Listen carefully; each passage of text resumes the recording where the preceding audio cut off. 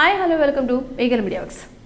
రామాయణంలో సీతాదేవి మాయలేడిని చూసి అది కావాలని అడగగా ఆ మాయలేడి కోసం వేటాడుతూ వచ్చిన ప్రదేశం ఇదేనని స్థల పురాణం చెప్తుంది. అందుకే ఈ క్షేత్రాన్ని లేడిబండ అని కూడా అంటారు. మరి ఈ ఆలయం ఎక్కడ ఉంది? ఈ ఆలయ స్థల పురాణం ఏంటో మనం ఇప్పుడు తెలుసుకుందాం. తెలంగాణ రాష్ట్రం జనగాం జిల్లా లింగాల ఘనపూర్ మండలం జనగాం నుండి 15 కిలోమీటర్ల దూరంలో జీడికల్ అనే గ్రామం కలదు. ఇచ్చట 2 కిలోమీటర్ల దూరంలో ఉన్న పెద్దరాయి మీద 2 నీటి గుంటలు ఉన్నాయి. అందులో ఒకటి పాలగుండం కాగా రెండవది జీడిగుండం. అందుకే ఈ క్షేత్రం జీడికలగా పిలువబడుతోంది. ఇంకా ఈ క్షేత్రాన్ని లేడిబండ అని కూడా పిలుస్తారు. ఈ గ్రామం నందు విరాచలం అనే కొండ ఉంది.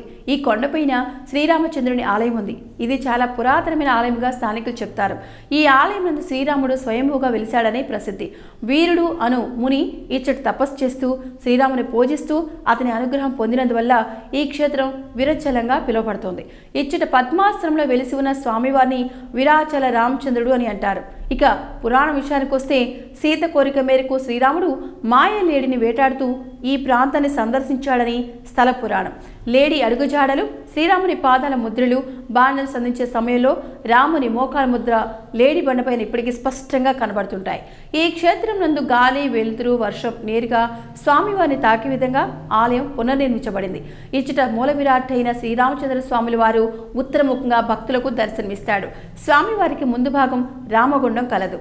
ఇక్కడ విశేషం ఏంటంటే సీతారాములకు సంవత్సరంలో 2 సార్లు అనగా శ్రీరామనవమి మరియు కార్తీక మాసంలో కళ్యాణం జరగటం విశేషం.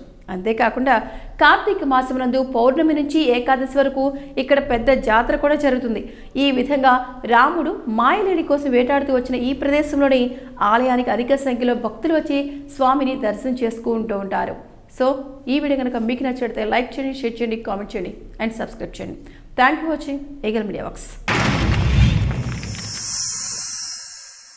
Like and subscribe Eagle Media Works.